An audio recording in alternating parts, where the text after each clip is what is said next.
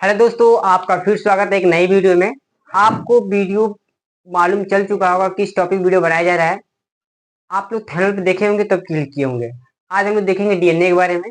ये डीएनए क्या होती है, डीएनए की फुल फॉर्म क्या होती है, न्यूक्लिक अम्ल क्या होती है, उसकी संरचना किससे बनी होती है, न्यूक्लियोटाइड्स क्या होती है, न्यूक्लियोसाइड क्या होती है, पॉलीन्यूक्लियोटाइड क्या होती है, प्यूरिन पिरामिडिन क्या होती है, उसके बारे में हम लोग डिटेल्स पूरा पढ़ेंगे। आप लोग सिर्फ शुरू से लेकर अंत तक बने रहिएगा। आज हम लोग डीएनए को डिटेल से खत्म कर देंगे। ठीक है, बिना समय को व्यर्थ किए हम लोग डीएनए को स्टार्ट करते हैं। ध्यान से देखिए आप लोग। हम लोग पढ़ेंगे डीएनए। डीएनए जिसको बोलते हैं D oxy deoxy ribose deoxy ribose nucleic acid. Acid को क्या बोलते हैं? अम्ल। Deoxyribose nucleic acid. इंग्लिश में भी लिखेंगे डीऑक्सीराइबोज लिखाएगा। Deoxyribose nucleic acid. ठीक है, अब चलिए ध्यान से देखिए। डीऑक्सीराइबोज हम लोग देख पढ़ेंगे डीएनए के बारे में। पहले डीएनए से कुछ जानकारी प्राप्त कर लेते हैं।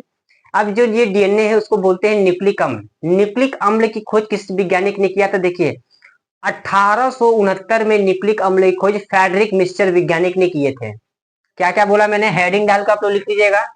1869 में फ्रेडरिक मिस्टर ने फ्रेडरिक मिस्टर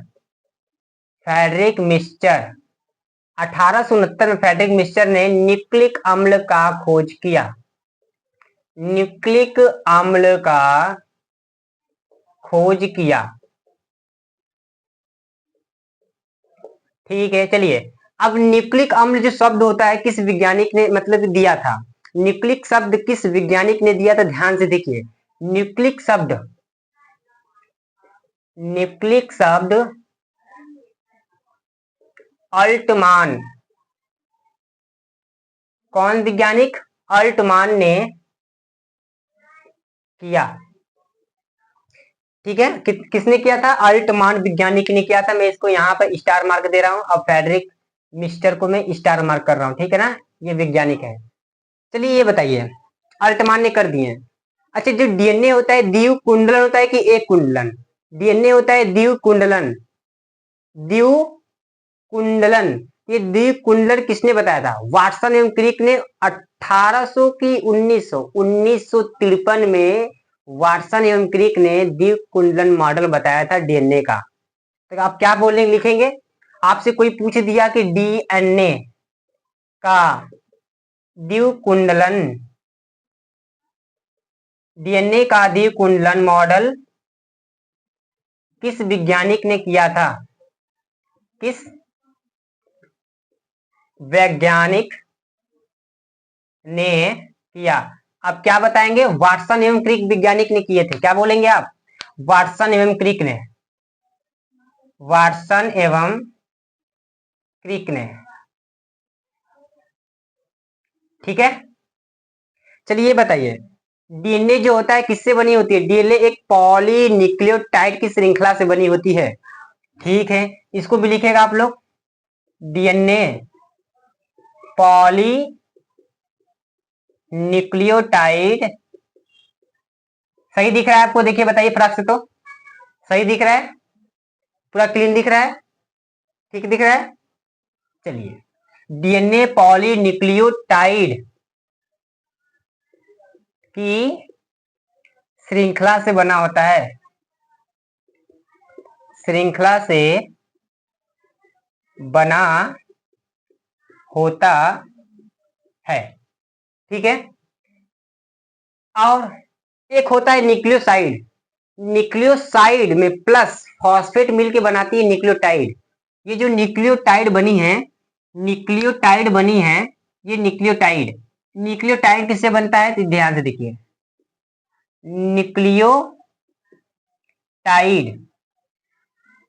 न्यूक्लियोटाइड किससे बना होता है? किससे बनाता है? देखिए ध्यान से। न्यूक्लियोटाइड बना होता है न्यूक्लियोसाइड न्यूक्लियोसाइड प्लस फॉस्फेट, ठीक है, इससे बना होता है न्यूक्लियोटाइड। अभी न्यूक्लियोसाइड क्या होता है, ध्यान से देखिए, ये जो न्यूक्लियोसाइड होता है, न्यूक्लियोसाइड, ये जो न्यूक्लियोसाइड होता है ये बनता है nitrogenous base plus pentose sugar. किससे बना होता है, नाइट्रोजन क्षार प्लस पेंटोज शर्करा, ठीक है। आप बताइए, आपसे कुछ पूछ रहा हूं मैं, चलिए बताइए, पेंटोज शुगर का स्ट्रक्चर कैसा होता है, पेंटोज शुगर का स्ट्रक्चर किस आकार का होता है ये बताइए।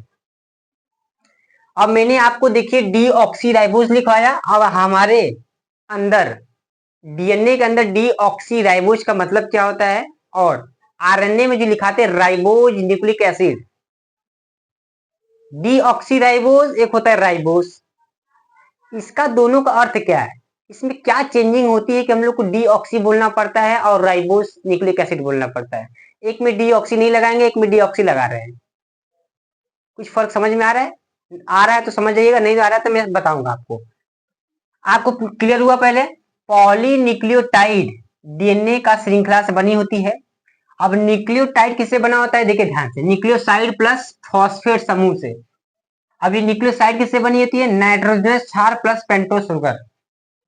तब मैं अभी आपको फॉस्फेट का, नाइट्रोजनस क्षार का, पेंटोज शुगर का, फॉस्फेट का, नाइट्रोजनस क्षार का और शर्करा का, पेंटोज शुगर, इस तीनों का डायग्राम नाम बताऊंगा। नाइट्रोजनस क्षार कौन कौन से होते हैं, एक होती है प्यूरिन पिरामिडिन, उसका स्ट्रक्चर, डीएनए किससे किससे जुड़ के बनी होती है, किससे 5 डेज क्या होता है, 3 डेज क्या होता है, दोनों बीच की दूरी क्या होती है, एक डीएनए में एक हेलिक्स की दूरी में जितना जुड़ता है 3.4 एंगस्ट्रॉम, उसमें कितने नाइट्रोजन क्षार हो सकते हैं, उसको मैं बताऊंगा।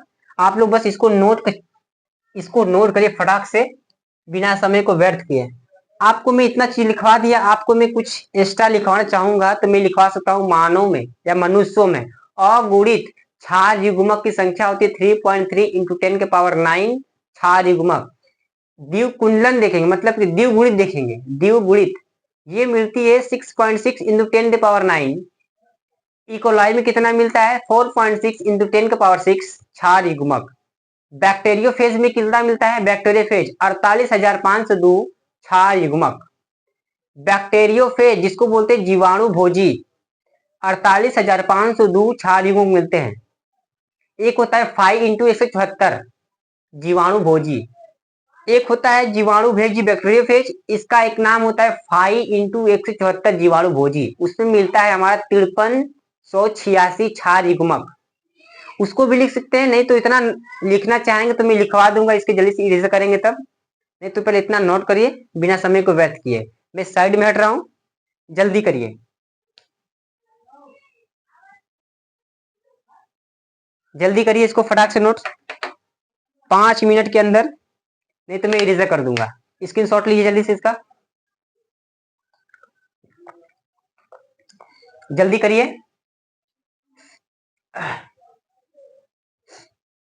जल्दी करिए, जल्दी करिए,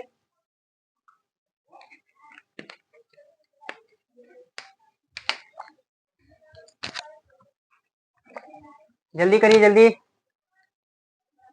हो गया। अब मैं इसको इरेजर कर रहा हूं, ठीक है ना, इरेजर कर रहा हूं, इसको इरेजर कर रहा हूं, और जो मैं चीज बोला अभी आपके सामने उसको लिखवाऊंगा। अब इसका नाम बताऊंगा, फॉस्फेट का, नाइट्रोजनस क्षार का और पेंटोज शर्करा का, इसका तीनों मिला के बनती हैं, तीनों बना के बनेंगे न्यूक्लियोटाइड, ये तीनों मिल के बनती है न्यूक्लियोटाइड, ठीक है ना। इसको इरेजर कर रहा हूं,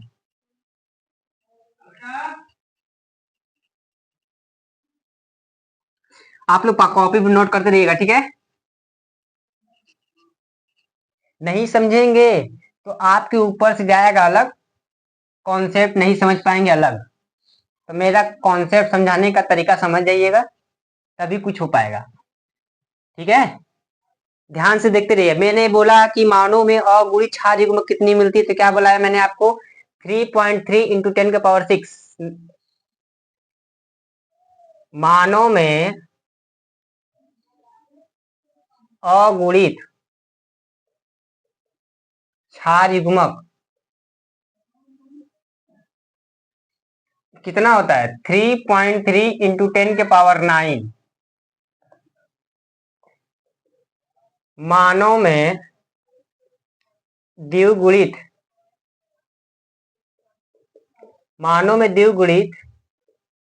क्षार युग्मक कितना होता है, 6.6 इंटू 10⁻9। क्लास 12 के एनसीईआरटी बुक में दिया, इसको लिख लीजिएगा पूरा, ठीक है ना। और लिख लीजिएगा आप लोग इकोलॉई। इकोलॉई में कितना होता है, इकोलॉई में मिलता है 4.6 इंटू 10⁻6 क्षार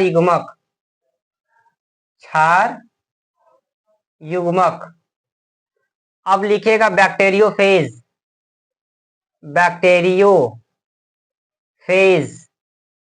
इसका हिंदी नाम होता है जीवाणु भोजी। ठीक है, इसमें कितना मिलता है, 48,502 क्षार युग्मक।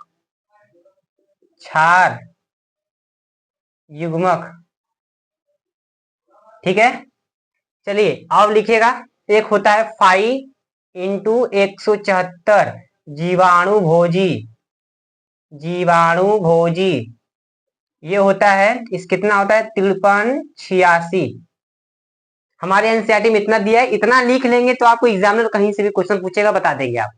ठीक है, इसको फटाक से नोट करिए, तो मैं इसको जल्दी रेज करूंगा। उसके बाद मैं नाइट्रोजनस क्षार के बारे में बताऊंगा, पेंटोस शुगर बताऊंगा, फॉस्फेट का डायग्राम बनाऊंगा। ठीक है, जल्दी जल्दी करिए, इसको जल्दी करिए, जल्दी करिए, जल्दी करिए, जल्दी जल्दी जल्दी जल्दी जल्दी करिए।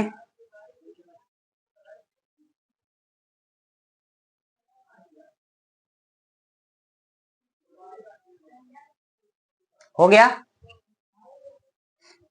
हो गया, हो गया, हो गया। चलिए आप देखते हैं नाइट्रोजनस क्षार के बारे में देखेंगे, फिर पेंटो शुगर देखेंगे, फॉस्फेट समूह देखेंगे। ठीक है, ध्यान से देखिए, रेड से बनाऊंगा। पहले मैं लिखा देता हूं नाइट्रोजन क्षार।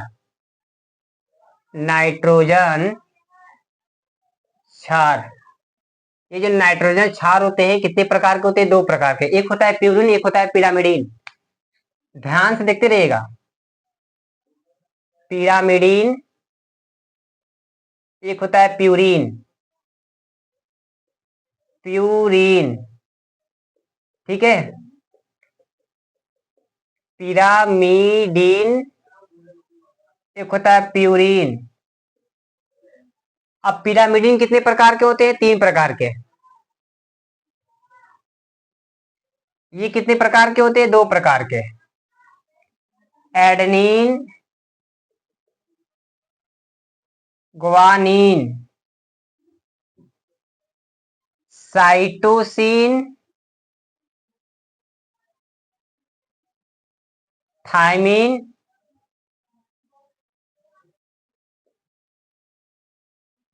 यूरेसिल। समझ में आ रहा है, पिरामिडीन देखिए 3 प्रकार के होते हैं।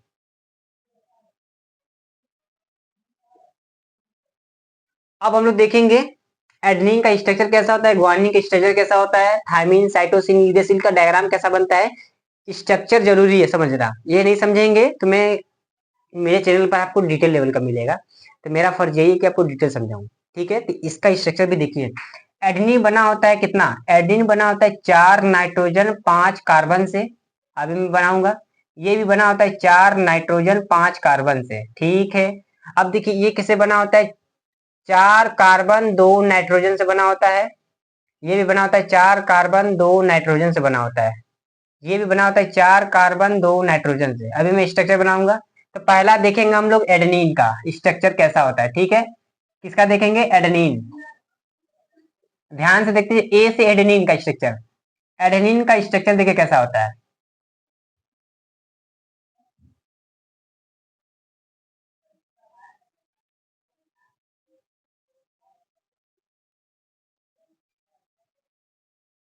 ठीक है, एडेनिन का स्ट्रक्चर देखिए ऐसा होता है। यहां पर होता है NH2 समूह, ये जरूरी है, ठीक है। अब जो ये संरचना है इसको बोलते हैं पिरामिडीन स्ट्रक्चर। ये जो बाहर होता है इसको बोलते हैं एमिडोजोल रिंग। एमिडेजोल, एमिडेजोल रिंग, ठीक है। ये होता है पिरामिडीन रिंग, पिरामिडीन रिंग, ठीक है। एडनिन पर NH2 लगा रहेगा। ग्वानिन में देखिए क्या लगा रहेगा। ग्वानिन में पहले ऐसा स्ट्रक्चर बना लेते हैं, carbon nitrogen carbon nitrogen carbon carbon, ये यहाँ पर नाइट्रोजन, यहाँ पर नाइट्रोजन, कार्बन। अब ग्वानिन में क्या होता है, ध्यान से देखिए।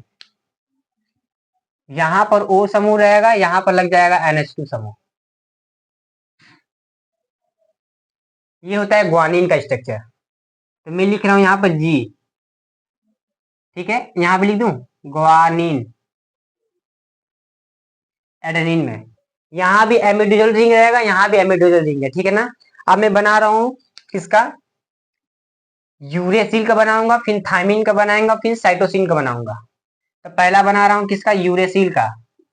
यूरेसिल कैसा रहेगा देखिए, एक यहां पर आएगा नाइट्रोजन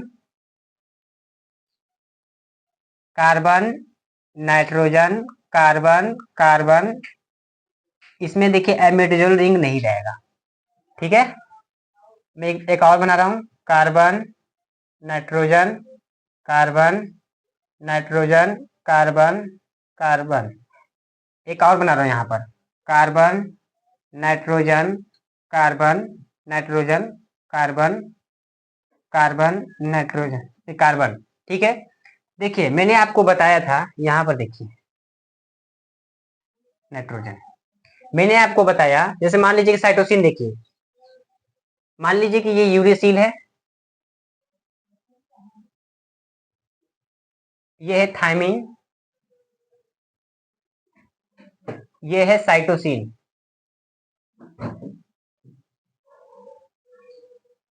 ठीक है। यूरेसिल है, यूरेसिल कहाँ? ये तो मैंने बताया कि 4 कार्बन और 2 नाइट्रोजन बनाते हैं।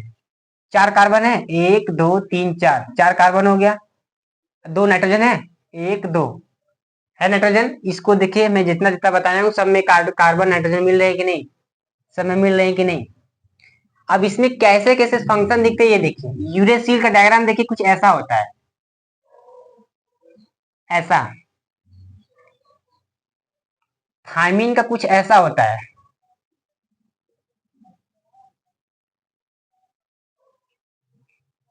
अब देखिए जो साइटोसिन है इसका डायग्राम कुछ ऐसा होता है। यहाँ पे हो जाएगा NH2, यहाँ पे हो जाएगा O, ठीक है। ये डायग्राम होता है हमारे अंदर प्यूरिन और पिरामिडिन के। प्यूरिन ऊपर है, पिरामिडिन देखिए ये दोनों प्यूरिन है, प्यूरिन। अब ये तीनों क्या है? पिरामिडिन। तीनों लिख रहा हूं, तीनों पिरामिडिन, ठीक है। समझ में आ रहा है? कुछ पल्ले पड़ रहा है ना? सब क्लास 12th का है, मैं क्लास 12th को ही पढ़ाता हूँ। ये सिर्फ नॉर्मल में शॉर्ट वीडियो समझाने के लिए, जैसे कि किसी को बहुत लोग सर्च करते हैं डीएनए कैसे काम करता है, डीएनए में क्या क्या होता है, इसकी खोज किसने किया था, हमारे अंदर न्यूक्लियर क्षार नाइट्रोजन क्षार युग्म कितने मिलते हैं, ये सब पता करने के मैं सोचा कि शॉर्ट वीडियो बना दूं। अभी क्लास 12th का मानव जन चैप्टर चल रहा है लाइव, आज कैंसिल कर दिए थे, आज जो चल रहा था क्लास कैंसिल कर दिए थे, अगले लेक्चर चलेगा। हम लोग उसको पढ़ रहे हैं, गैमेटोजेनेसिस के बारे में पढ़ेंगे लेक्चर 9th में। लेक्चर 9वां में क्या है? लेक्चर 9th में गैमेटोजेनेसिस के बारे में पढ़ेंगे। पहले इसको आप इसको नोट करिए। अब मैं बताऊंगा पेंटोज शुगर का डायग्राम कैसा होता है और फॉस्फेट समूह का डायग्राम कैसा होता है। जल्दी करिए, साइड में मैं हट गया।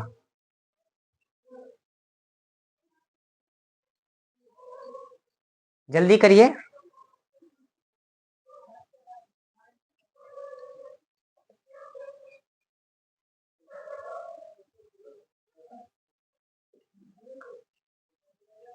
सही दिख रहा है?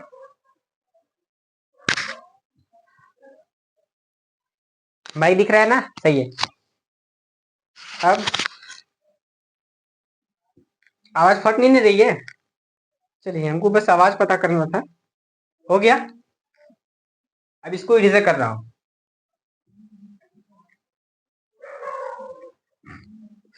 एक मिनट का समय दीजिए हमको भी।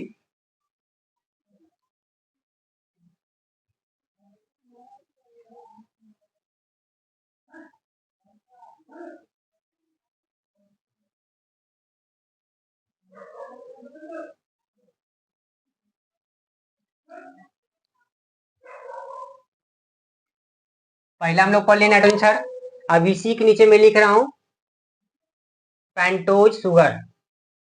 Pentose sugar. पेंटोज शुगर का स्ट्रक्चर कैसा होता है, ध्यान से देखिए।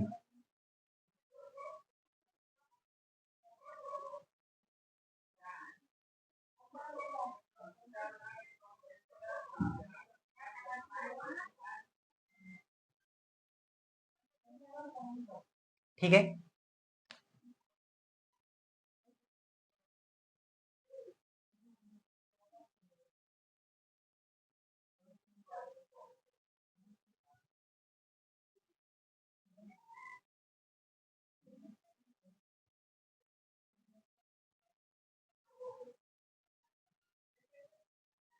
अब ये जो दूसरा कार्बन, जैसे कि एक पहला कार्बन, दूसरा कार्बन, तीसरा कार्बन, चौथा कार्बन, पांचवा कार्बन, इसमें कुछ चेंजिंग होते हैं दूसरे कार्बन पर। क्या चेंजिंग होगा ये आप बताइए। एक और डायग्राम बना रहा हूं मैं इसका। इसका मैं एक डायग्राम और बना रहा हूं, ये बताइएगा आप लोग।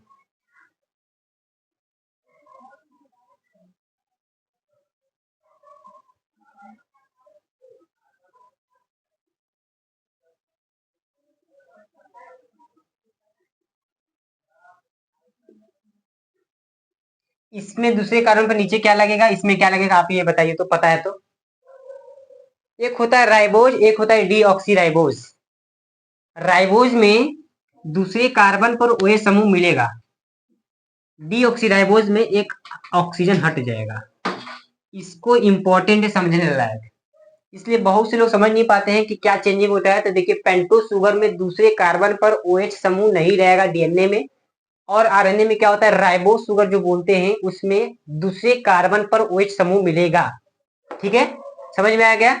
इसी को मैं बताना था। ये हो गया डीऑक्सी राइबोज। ये राइबोज, क्योंकि OH, डीऑक्सी मतलब कि डी मतलब निकालना, डी ऑक्सीजन, ऑक्सीजन का बाहर होना। ठीक है, इसको मैं इरेजर कर रहा हूं। फॉस्फेट समूह का स्ट्रक्चर देख लिए कि पेंटोज शुगर का देखें आप। पेंटोज शुगर का देखें, किसका देखें, पेंटोज शुगर का। अब मैं इधर बना रहा हूं फॉस्फेट समूह। फॉस्फेट समूह, देखिए फॉस्फेट समूह होता है H3PO4। H3PO4, इसका स्ट्रक्चर कुछ ऐसा होता है, OH OH OH double bond O। Phosphate का स्ट्रक्चर ऐसा होता है। ठीक है, अब मैं डीएनए को जोड़ जोड़ के पेंटो शुगर में क्या जोड़ूंगा, पेंटो शुगर में पहले कार्बन पर नाइट्रोजन क्षार जोड़ेंगे, पांचवें कार्बन पर फॉस्फेट समूह जोड़ेंगे। पहले कार्बन पर क्या जोड़ेंगे, पहले कार्बन पर नाइट्रोजन क्षार जोड़ेंगे, पहले कार्बन पर नाइट्रोजन क्षार, पांचवें कार्बन पे क्या जोड़ेंगे, फॉस्फेट समूह। ध्यान से देखते रहिएगा। पहला देखिएगा, मैंने क्या बोला आपको, पहले पहले कार्बन पर नाइट्रोजन क्षार जोड़ेंगे, पांचवें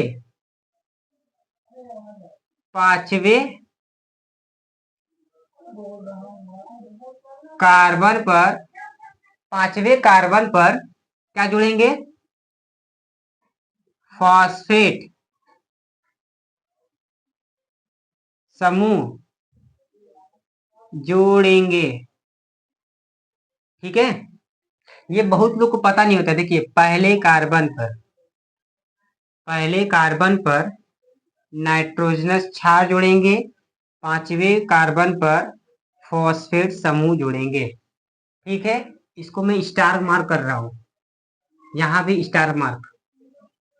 ठीक है, इसको पहले नोट करिए। मैं उसके बाद डीएनए का स्ट्रक्चर बनाऊंगा, द्वीप कुंडलन मॉडल, उसके अंदर दूरी कितनी होती है, मॉडल कितने होते हैं, मतलब नाइट्रोजन क्षार किससे किससे जुड़े होते हैं, प्यूरिन पिरामिडिन किससे जुड़े होते हैं, वो बताऊंगा आपको। ठीक है, जल्दी नोट करिए इसको, जल्दी नोट करिए, 5 मिनट के अंदर, 5 मिनट के अंदर नोट करिए इसको।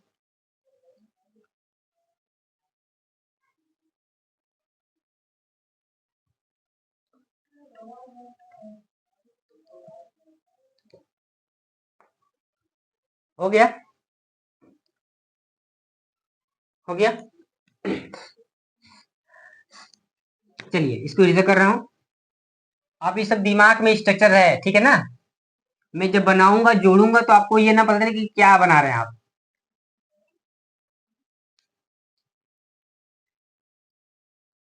इसको रिजर्व कर रहा हूँ, ठीक है ना। सब सब सब सब स्ट्रक्चर, सब स्ट्रक्चर में रिजर्व कर रहा हूँ। पहले मैं बता रहा हूँ, यहाँ पर ऐसा डायग्राम नॉर्मल वाला, ऐसे।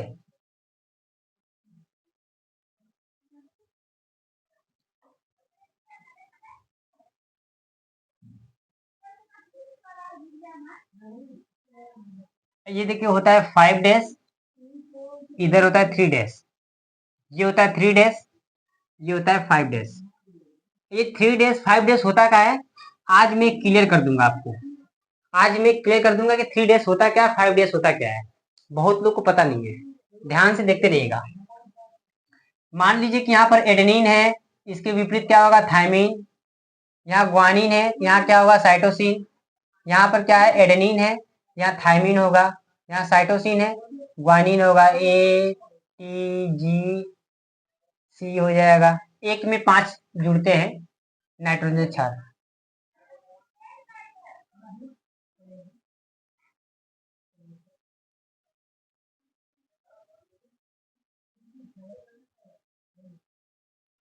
ठीक है, इधर भी बना दूं मैं। A हो गया, T हो गया, C हो गया, G हो गया, G हो गया, C हो गया, T हो गया, A हो गया, A हो गया, T हो गया। ठीक है, बस। अब मैं नीचे नहीं बनाऊंगा, सब में जुड़ेगा। अब देखिए, जो एडेनिन होता है, डबल बॉन्ड से जुड़ा होता है, ग्वानिन ट्रिपल बॉन्ड से जुड़ा होता है। ग्वानिन साइटोसिन ट्रिपल बॉन्ड से, एडेनिन थायमिन डबल बॉन्ड से। Guanine cytosine triple bond, adenine thymine double bond. Guanine cytosine triple bond, adenine thymine double bond. Guanine cytosine triple bond, thymine adenine double bond. Cytosine guanosine triple bond, thymine adenine 2 bond. Adenine thymine 2 bond, guanosine cytosine triple bond. कितना bond, triple bond. ये double bond, ये 2 bond. ठीक है, ये जो बीच में बंध बना है, इसको बोलते हैं हाइड्रोजन बंध। हाइड्रोजन बंध।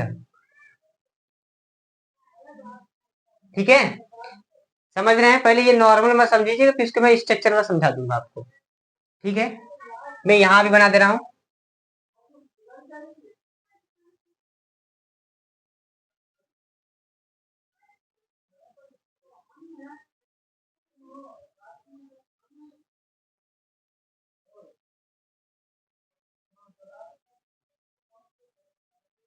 ठीक है, इसको मैं पहले जोड़ दूँ आपको।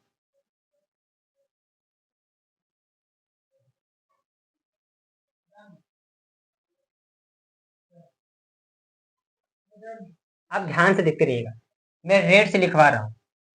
ये जो ऊपर का 5 डेज से लेकर 3 डेज की बीच में दूरी है इसका, ये होता है 20 एंगस्ट्रॉम व्यास। समझ गए? अब देखिए, दो नाइट्रोजन क्षार की बीच की दूरी, दो नाइट्रोजन क्षार की बीच की दूरी कितनी होती है? दो नाइट्रोजन क्षार की बीच की दूरी कितनी होती है? देखिए, ये होता है 3.4 एंगस्ट्रॉम। नैनोमीटर में लिखेंगे 0.34 नैनोमीटर। ये दोनों इंपॉर्टेंट है, समझ जाइएगा। अब मैं ब्लैक से समझा रहा हूं। एक हेलिक्स यहां तक होता है, ये घुमाव, ये जो एक हेलिक्स है इसकी बीच की दूरी होती है 3-4 एंगस्ट्रॉम, लगभग में 3.4 नैनोमीटर। 34 एंगस्ट्रॉम क्या होता है? एक हेलिक्स की पिच की दूरी। One helix, one helix pitch की दूरी कितना होता है? 34 एंगस्ट्रॉम। नैनोमीटर में कितना होता है? 3.4 नैनोमीटर। ठीक है, समझ रहे हैं ना? समझ रहे हैं? अच्छा, एक पिच में कितना नाइट्रोजन क्षार जुड़ता है? एक एक हेलिक्स पिच में कितना नाइट्रोजन क्षार जुड़ता है? तो क्या लिखेंगे? 10 नाइट्रोजन क्षार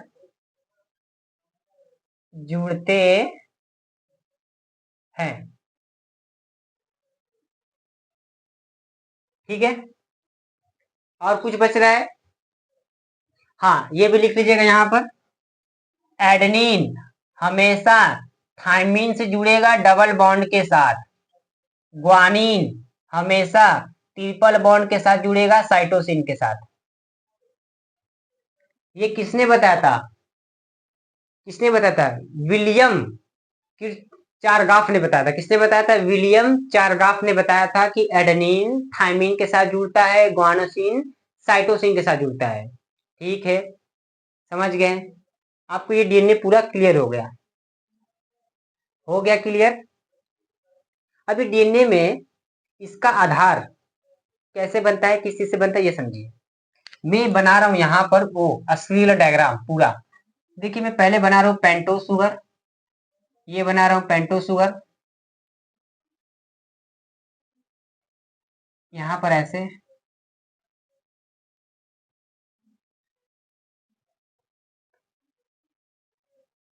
ऐसे, यहां पर H O H, H O H, H O H, यहां पर ओ नहीं रहेगा, एच, यहाँ एच नहीं रहेगा, CH2OH, यहां पर एच। ठीक है, अब इसके जस्ट जो यहाँ पर एच जुड़ा है, मान लीजिए कि मैं बना रहा हूँ एडेनिन का। एडेनिन का स्ट्रक्चर कैसा था? सी था, नाइट्रोजन था, सी था, नाइट्रोजन था, फिर सी था, सी ये था, फिर नाइट्रोजन था, नाइट्रोजन था, सी, सी था। अब यहाँ पर क्या जुड़ा था? NH2। ठीक है, अब ये देखिए, जो पहला कार्बन है, अब ये भी पहला कार्बन है, 1 2 3 4 5 6 7 6 कार्बन है। ठीक है ना? 6 और 7 यहाँ पर, समझ गए? ये जो है 7 8 9, पहला नाइट्रोजन इससे जुड़ जाता है, इसमें से निकलता है H2। क्या बनाता है? देखिए, इस बंद जो बीच में बना है, ये बंद अभी जुड़ गया, एक बंद बना है, इसको बोलते हैं ग्लाइकोसिडिक बंद, ग्लाइकोसिडिक बंद। देखिए जितना डीप जाएंगे उतना मैं डीप ले जाऊंगा, बस आपको पढ़ने से जरूरी है। अब देखिए पहले कार्बन पे मैंने एडेनिन जोड़ दिया, पेंटो शुगर जोड़ दिया, नाइट्रोजन क्षार जोड़ दिया, पेंटो शुगर जोड़ दिया, ये मतलब कि न्यूक्लियोसाइड है। ये दोनों क्या है? न्यूक्लियोसाइड। अब पांचवें कार्बन से मैं जोड़ दूंगा फॉस्फेट समूह, यहाँ पर ओ एच, यहाँ पर ओ एच, यहाँ पर ओ एच, यहाँ पर ओ, ये है, मान लीजिए ये है, ठीक है। मान लीजिए इसकी यह मैं जोड़ ही नहीं रहा हूँ, ऊपर ऊपर नहीं दिखा रहा हूँ, ये पांचवा क्या है? खाली है, तो मैं 5 डेज लिख दिया। अब मैं इसके नीचे जा रहा हूँ, नीचे जा रहा हूँ, नीचे जा रहा हूँ, नीचे जा रहा हूँ, ठीक है। तो फिर से मैं एक पेंटो शुगर बना रहा हूँ। क्या बनाऊंगा? पेंटो शुगर बनाने से पहले तीसरे कार्बन पर मैं फॉस्फेट समूह जोड़ दूं। क्या जोड़ दूं? फॉस्फेट समूह, O H P, double bond, double bond नहीं लगाऊंगा, एच लगाऊंगा, ओ लगा दूंगा, ओ एच, यहाँ पर जोड़ दूंगा ओ, ठीक है। अब देखिए ये जो तीसरा कार्बन है, तीसरे कार्बन से फॉस्फेट समूह जुड़ता है, फॉस्फेट समूह जुड़ता है तो क्या निकलेगा बाहर? देखिए ये एच, ये एच, ये निकलता है जल, माइनस जल निकलता है। यहाँ पर एक बंद बनता है, तो मैं बंद बना के दिखा रहा हूँ आपको, ये सिर्फ पूरा इरेजर कर दे रहा हूँ। मैं H2O बाहर निकाल दे रहा हूँ, बंद बना के दिखा रहा हूँ। मैं H2O, ये OA और ये H, माइनस का H2O निकल गया है।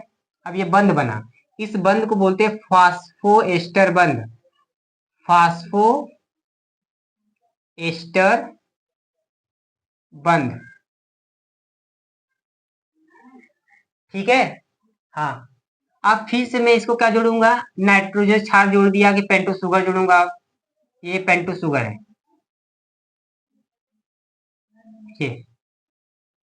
ये सही से नहीं बना है,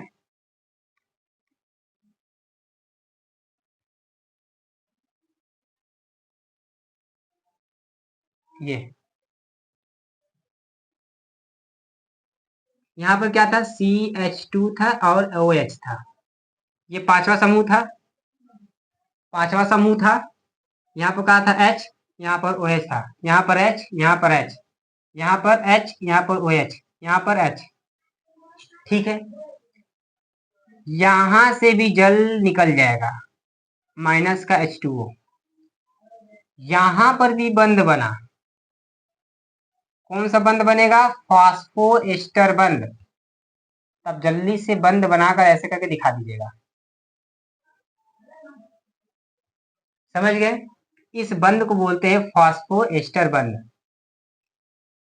फिर पहले कार्बन पे मैंने क्या जोड़ दूंगा? मान लीजिए कि एडेनिन था, ग्वानिन को जोड़ देना हूं मैं, ग्वानिन। कार्बन बनाया, नाइट्रोजन बनाया, कार्बन बनाया, नाइट्रोजन बनाया, ये नाइट्रोजन है, कार्बन है, नाइट्रोजन है, कार्बन है, कार्बन, कार्बन, कार्बन, ये एन, ये एन, ये एन, बस खत्म होने वाला है, लास्ट पे चल रहा है, ठीक है ना, घबराइए मत, सीख जाएंगे तो जिंदगी भर बदे हो जाएगा। फिर ये जुड़ जाएंगे, कौन सा बंद बनाएगा? ग्लाइको, ग्लाइको सीडिक बंद। मान लीजिए कि क्या जुड़ा है? ग्वानिन जुड़ा है। ऐसे ही श्रृंखला बनती जाती है, बनती जाती है, बनती जाती है, ठीक है ना। ये क्या है? ग्वानिन है, तो ग्वानिन कैसे बनेगा? ग्वानिन, ठीक है, ऐसे। ये एडेनिन जोड़ दिया, ग्वानिन जोड़ दिया। पहले समूह से नाइट्रोजन बेस जुड़ रहे हैं, पांचवें समूह से क्या जुड़ा है? फॉस्फेट समूह जुड़ रहा है, मैंने लिखवाया था भी, समझ भी आ गया। ऐसे श्रृंखला बनती जाती है, बनती जाती है, बनती जाती है। एक श्रृंखला रहेगी तो आरएनए बनेगा, डबल श्रृंखला रहेगी तो डीएनए रहेगा, ठीक है। तो चलिए आज का लेक्चर देखिए, जितना था मैं पूरा डीपली लेकर समझा चुका हूँ डायग्राम के साथ, जितना हो सकता है मैं समझाने का कोशिश किया हूँ कि आपको दिमाग में फिट हो जाए और कॉन्सेप्ट भी क्लियर हो जाए। आपको अच्छा वीडियो लगा हो तो लाइक जरूर करिएगा, सब्सक्राइब जरूर करिएगा, अपने दोस्तों को भी शेयर जरूर करिएगा। तो आज का वीडियो इतना ही रहेगा, और वीडियो पाने के लिए चैनल को सब्सक्राइब करना ना भूले, बेल आइकन को ऑन करना ना भूले, ठीक है। तो चलिए आज का लेक्चर यही समाप्त करते हैं, आज के लिए इतना ही रहेगा, धन्यवाद।